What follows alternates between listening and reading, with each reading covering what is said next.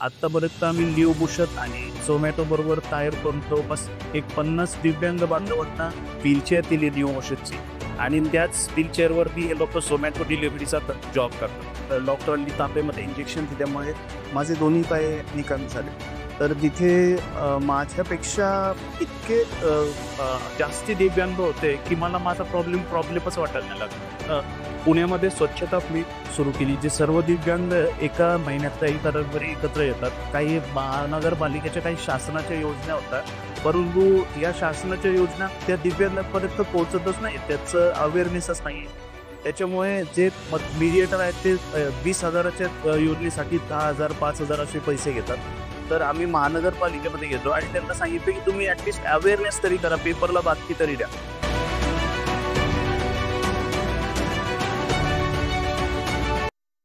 जागतिक दिव्यांग दिनानिमित्त शुभेच्छा अ, आणि जय शिवराय.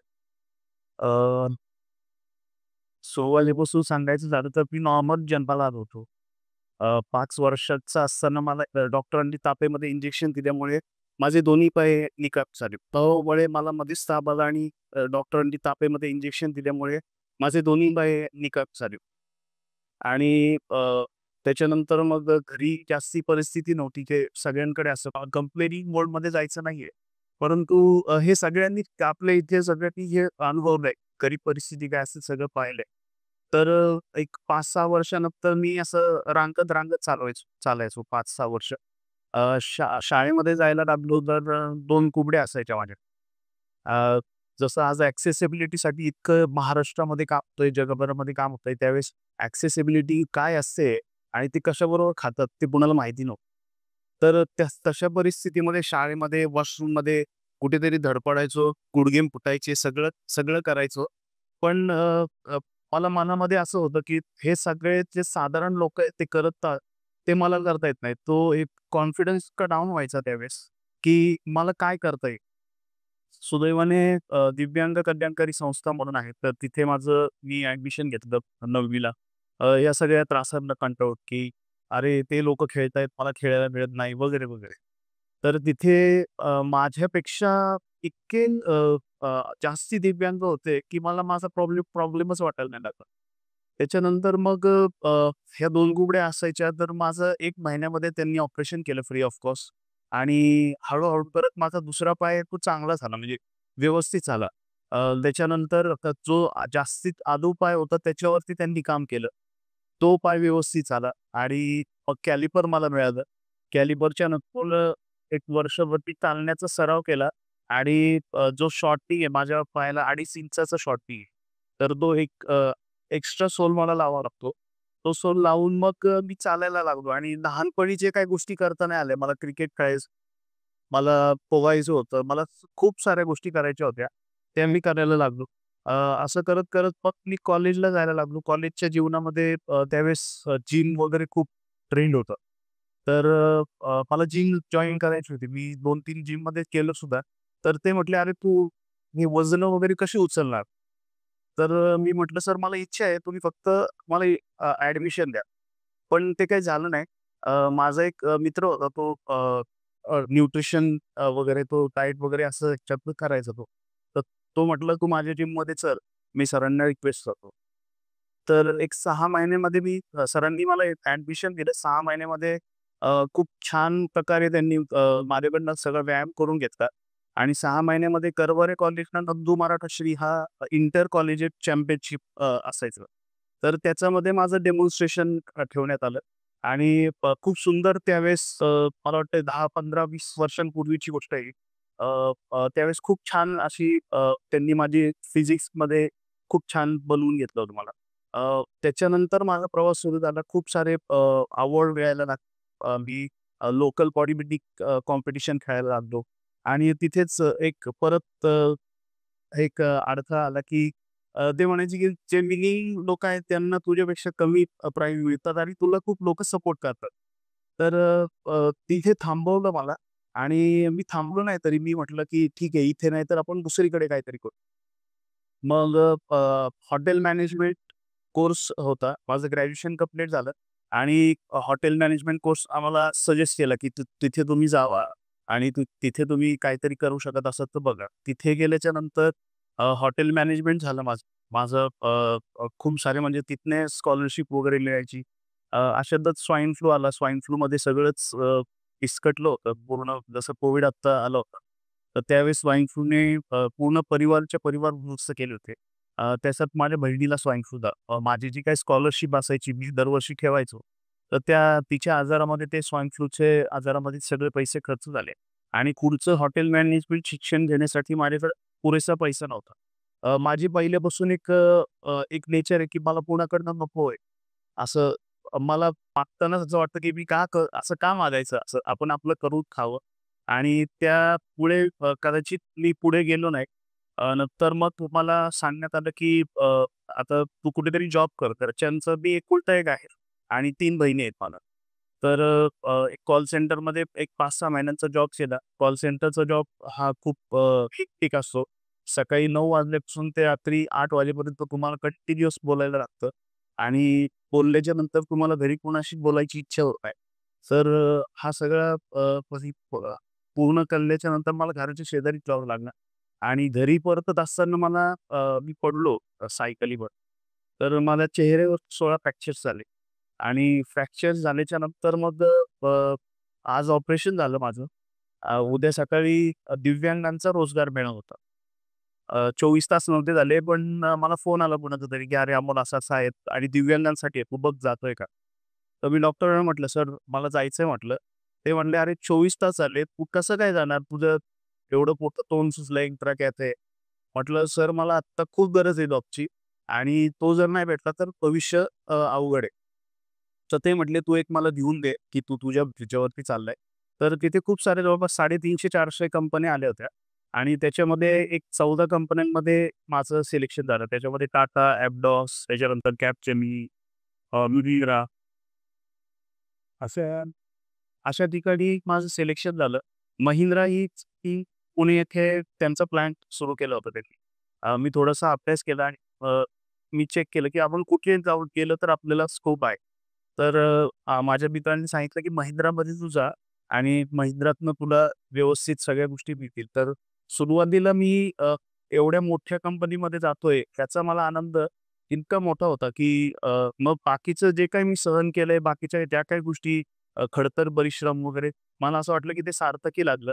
आपण कुठली गोष्ट सोडली नाही, शिक्षण सोडलं नाही, जिद्द सोडली नाही. आपल्याला जे मिळतं ते काम म्हणजे काय गाड्या पुसणं, लोकांचे कचरे घेणं, लहानपणी सगळं आईच्या बरोबर करायचं. पण मला वाटलं, की नाही त्याचं आपण भांडवल नको करायला. त्याचं आपण आपल्या मनामध्ये ठेवूया आणि पुढे जाऊन आपल्याला काय करायचं ते सिद्ध करूया. तर ते झाल्याच्या नंतर मी सोर्समध्ये होतो. सोर्समध्ये असतानाच मी आमच्या एच-ओ-डींना सांगितलं, "सर, सोर्समध्ये फक्त मला काहीतरी द्यायचं असतं, पण याच्यातनं मला शिकायला काहीच मिळत नाही." तर मला वाटलं मला एस-सी-पीचं नॉलेज पाहिजे. जे माझे कलीग्स करतात ते मला माहिती पाहिजे. कारण ते लोकं मला विचारत असतात, मी ब्लँक असतो पूर्ण, की "अरे, हे काय बोलतायत? कुठल्या टेक्निकल भाषेमध्ये?" तर त्यांनी सांगितलं, की "तू सप्लाय चेनचा एक कोर्स कर आणि त्याच्यातनं आपण बघूयात." मग त्यांनी मला एस-सी-बीचं नॉलेजमध्ये इन्व्हेंटरी सेल म्हणून आमच्या कंपनीमध्ये एक जागा आहे. तर तिथे घेतलं आणि त्याच्यानंतर जवळपास तो पूर्ण 1200 एकरचा पूर्ण परिसर आहे आणि त्याच्यामध्ये 17 शॉप्स आहेत. तर 17 शॉपचं पूर्ण ट्रेनिंग मी घ्यायचो. जवळपास 750 दिव्यांग 750 जे काही माझे कलीग आहेत, जे कॉन्ट्रॅक्ट बेसिसवरती काम करतात, जे लॉजिस्टिक्समध्ये काम करतात.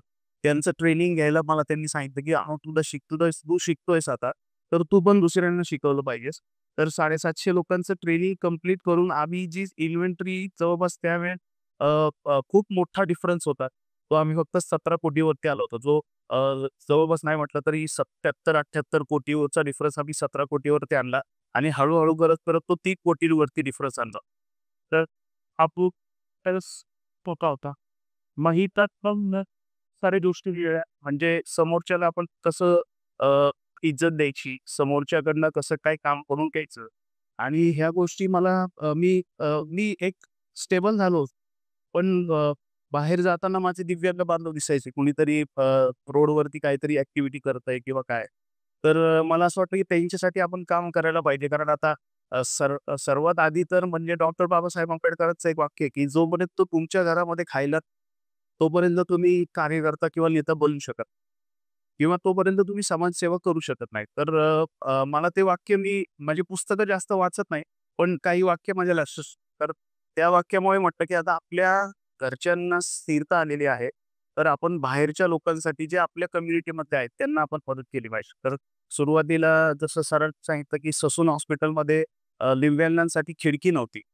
सगळ्यांसाठी म्हणजे गरोदर महिला, पुरुष, ज्येष्ठ नागरिक, पण दिव्यांगांसाठी खिडकीच नव्हती. तर त्या खिडकीसाठी आम्ही ती खिडकी दिव्यांगांना केस पेपर काढायला ती खिडकी आम्ही तयार करून घेतली.